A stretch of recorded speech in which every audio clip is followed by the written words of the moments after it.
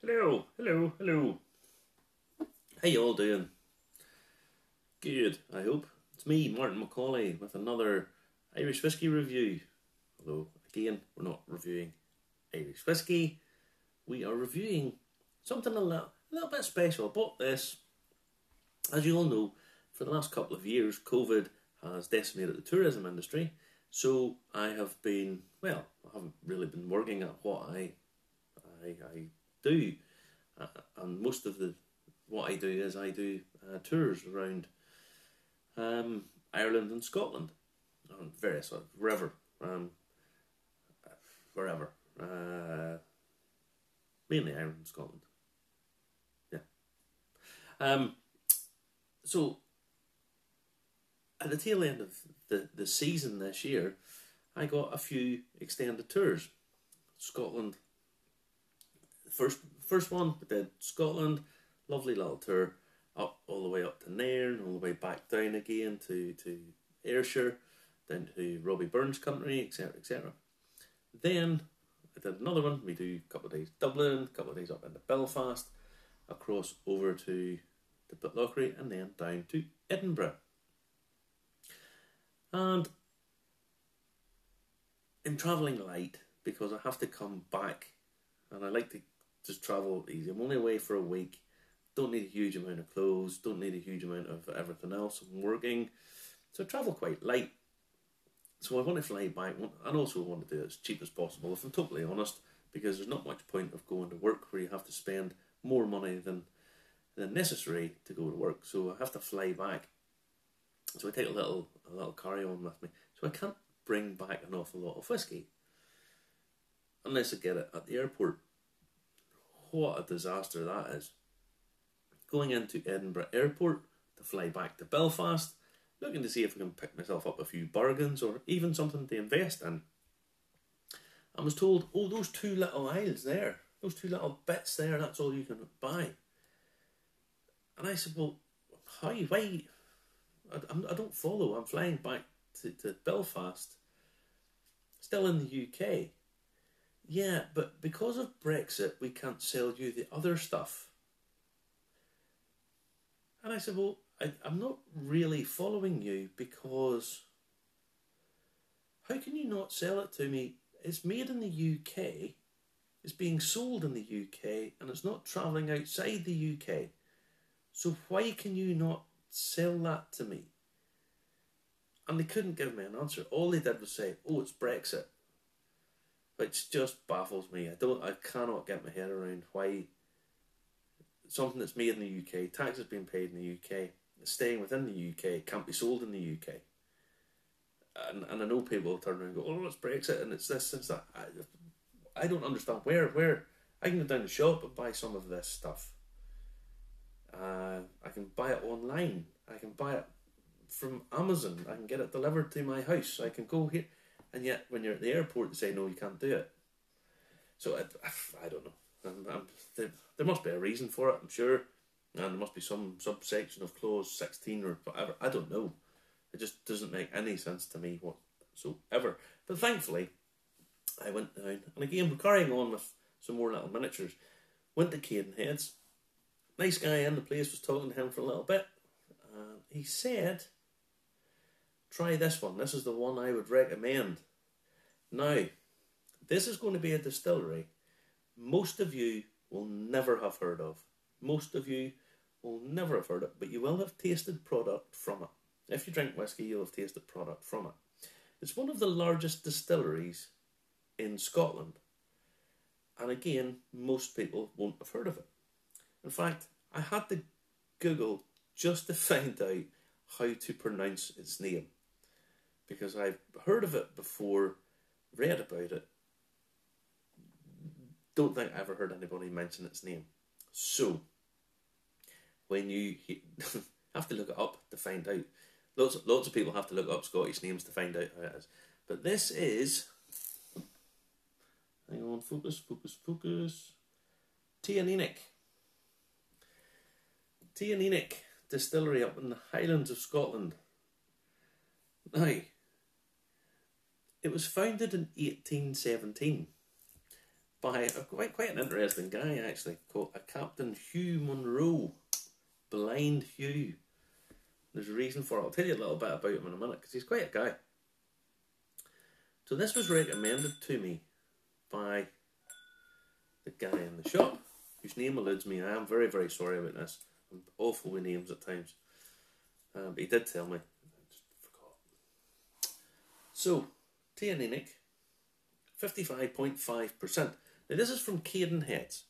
For anyone who doesn't know about Cadenheads, they are an independent bottler, which means they buy whisky from distilleries that they think that's the one we want, that's the one we want, and they bottle it themselves and sell it. So they sell some unusual stuff. And that's why you're able to get stuff like this. Teaninich don't really sell anything because they're owned by Diageo. And how you will definitely have tasted it. They have a capacity to make 10 million litres of whisky a year, 10 million litres of LPA, I would imagine. And they use it in Johnny Walker, they use it in Hague, they use it in lots of the Diageo blends. The Diageo have owned it for about 20 years, I think.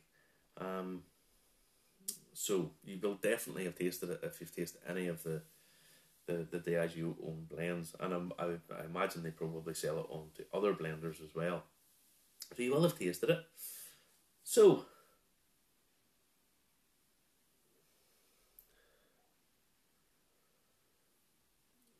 quite sharp on the palate, or on the nose, sorry. I'll have to leave that a little bit. I'll leave that another little bit, leave it a few minutes. While I tell you about Blind Hugh, he was the son of the big landowner and joined the army, as these sort of well-to-do back in the day did. And he was fighting in France, or it would be Holland now. He was fighting in Holland, in Nijmegen, when a musket ball shot him through both eyes, behind his nose, and blinded him. Now, he was engaged to be married.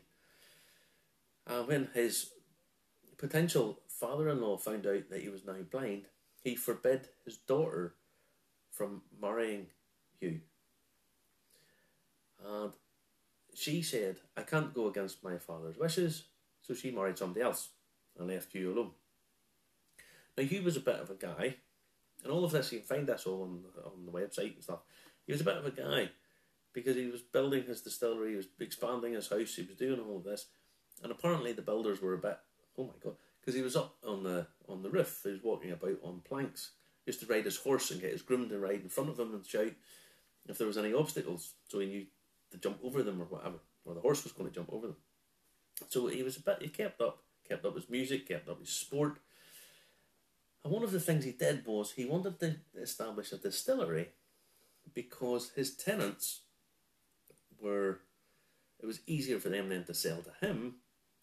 He gave them a good enough price. He upscaled it, or value added to it, and then was able to sell it. And he played a significant part in changing the law of the excise men, where the excise laws basically punished the legal producer, which meant he wasn't selling any of his own spirit locally, which seems daft. All the bars were selling illicit spirit. And there's this romanticised thing about illicit spirit, that some old guy living up a hill knocking stuff out it's going to taste much better than professionals done in professional equipment, monitored to make sure it's not going to kill you. It's not. I've tasted lots of this illicit stuff, and none of it's ever tasted very good to me. It has a certain cachet of some, but invariably it's never really all that good. So, yeah, Hugh was one of the guys who pressed to make it more acceptable for a more productive environment for the legal producer. So, good on Hugh.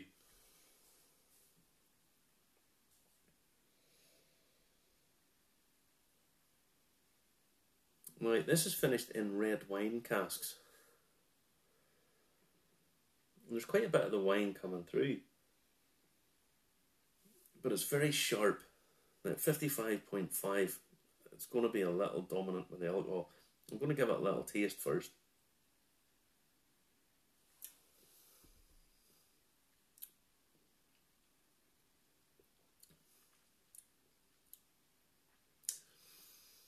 Alcohol's too heavy in this. It's kind of hard to get your position on it. So add in a teaspoon of water and let it open up. So we shall.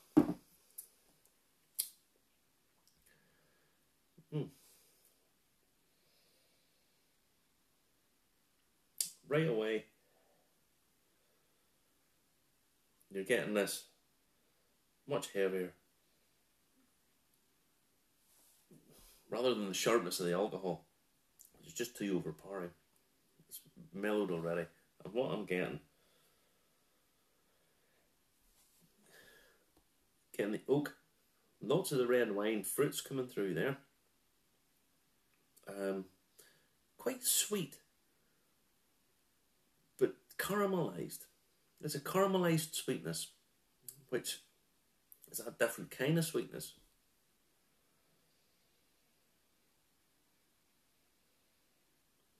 Yeah, that caramelisation that gives it a deep fruit, cooked fruit. There's a nose on it almost like overcooked stewed fruit, like it was going to be made for a flan or cooked and stewed down, and it's almost as if it's been overdone a little bit. There's almost a charred note to it.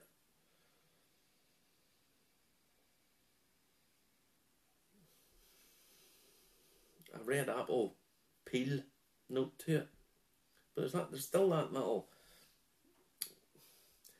caramel note to it, but it's actually a little bit further on than caramel. It's almost charred.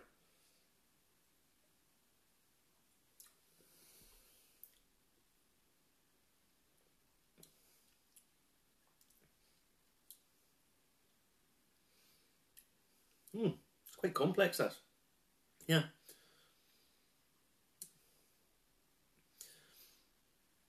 Yeah. On the palate, it lightens. It's a bit fruitier on the palate. Bits of spice coming in. Touch of cinnamon. Touch of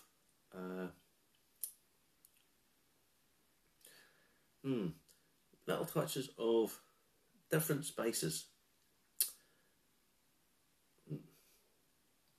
I'm going to say mace.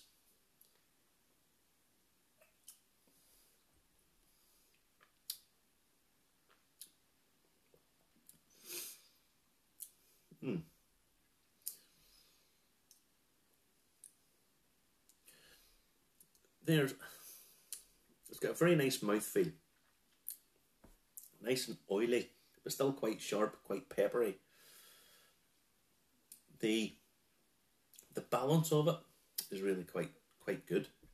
And the mouthfeel, it's got quite a good body to it. And if anything, it tastes it has a little bit more. It's 12 years old, and I'm actually going to say it tastes as if it's a little bit more aged than that, as if it's got a little bit more complexity than the 12-year-old. On the finish, it's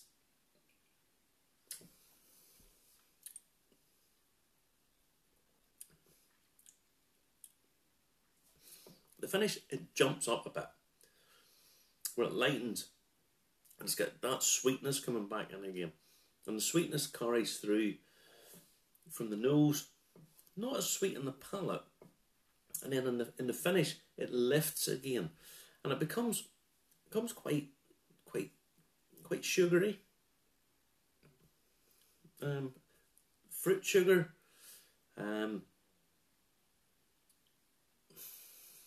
dried fruit, it's got little sprinkles of the oak coming through that are sort of hit and miss. Yeah, it's kind of hit and miss. I kind of this you could play about with this, and I think if you played about with it, you need a bigger bottle. You need a full bottle of this. But if you played about with this, I think you could get a lot of variety coming out of this. So if you had a glass, a couple of teaspoons of water in it, probably make a huge difference. A little bit,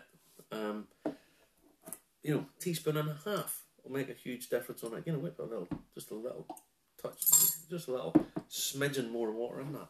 Because I think this is quite complex. And probably something that you could spend quite a lot of time on. So, yeah, not bad at all.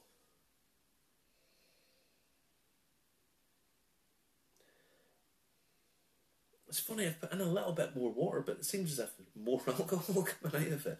It's strange. And that's what I mean by this complexity. It's got that.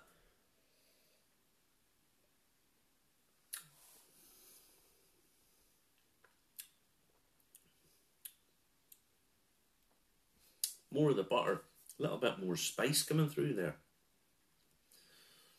Sort of a generic spice, slightly peppery. Moving up, peppery, almost up to a strawberry-esque note coming in there. And I think that's because the water ratio coming into it is totally changing this. And that's not a bad thing. It gives plenty of scope, plenty of things to work with when you're buying it. Yeah, this is a good whiskey. Teaninich. And something complex. Pay they probably don't bring out more. This could probably fly quite well on its own. Yeah, so good up, Cadenheads. Well done, thank you. Having to mark this? Yeah, I'll not blowing my socks off, but I think I probably could if I sat and got the sweet spot. But you'd have to sit with it for quite a period of time. So I would give this a reasonably solid 7.5. Decent recommendation.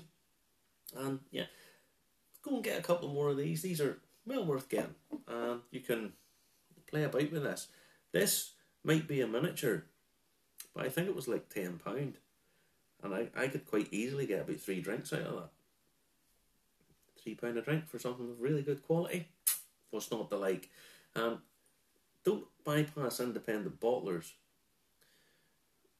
because what you're getting is experts picking stuff that they think you will like. And if you're not, especially if you're new to this,